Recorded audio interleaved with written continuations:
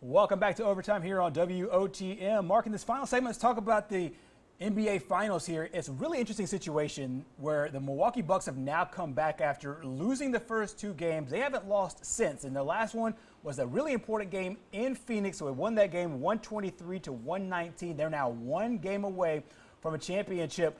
And now the Phoenix Suns, who had so much confidence after games 1 and game 2, now find themselves the back against the wall. They have to now win on the road in game 6 in order to push it to a game 7 winner-take-all. What do you make of what you've seen so far in the last 3 games and the last game especially here with Milwaukee? Well, I think Devin Booker came alive last game, 40 points, and it wasn't enough to put the Suns over the top. They're not getting as much consistency from their other players like they did in the Western Conference Series. Right. So I think Milwaukee's really done a good job on them defensively.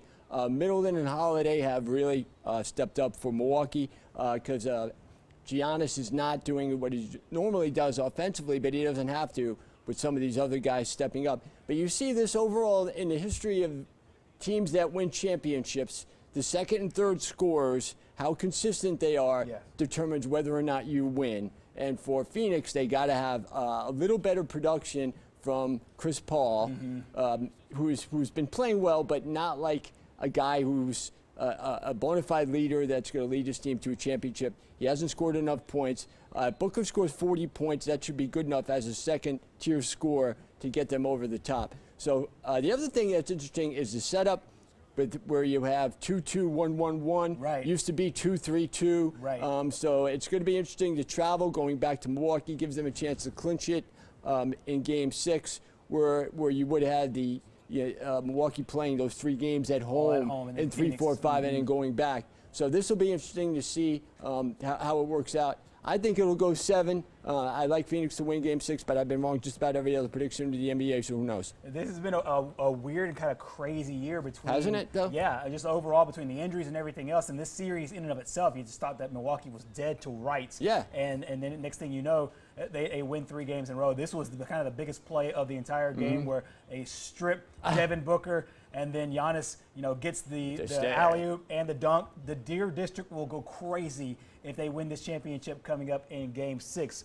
However, both head coaches talked about what they need to do from a team's perspective to keep their minds right before Game 6.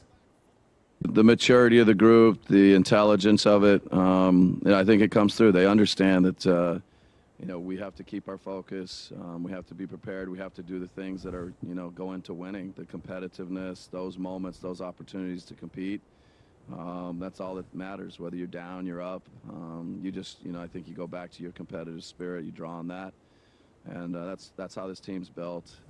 So they got to continue to do that. We don't have guys who've been in these situations, but we have guys who have played on big stages before. And they understand, probably more than people think, because in college it was 1 game and you're out. It's not the best situation, and we all know that, but we're in the finals.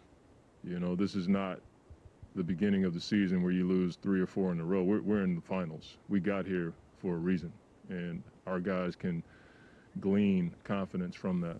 And we can get some history here. As you made note, the last team to make this comeback was who? Was the 2016 Cavaliers. Of course, they were down 3-1, and they had to win 2 games on the road, Games 6 and 7. Exactly. That's exactly what Phoenix needs to do, at least Game 6 on Tuesday, in order to force a winner-take-all. Game 7 coming up on Thursday.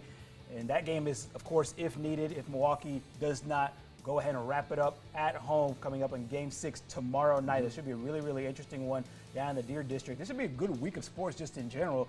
Possibly 2 games in the NBA Finals, and then we have the opening ceremonies of the Olympic Games coming up on Friday. And winning, the last 2 games, being down 3-2 and winning a series, isn't that rare? It used to happen all the time. I mean, the Lakers did it in '88 against the Pistons. The Rockets did it in '94 against the Knicks. So it can be done.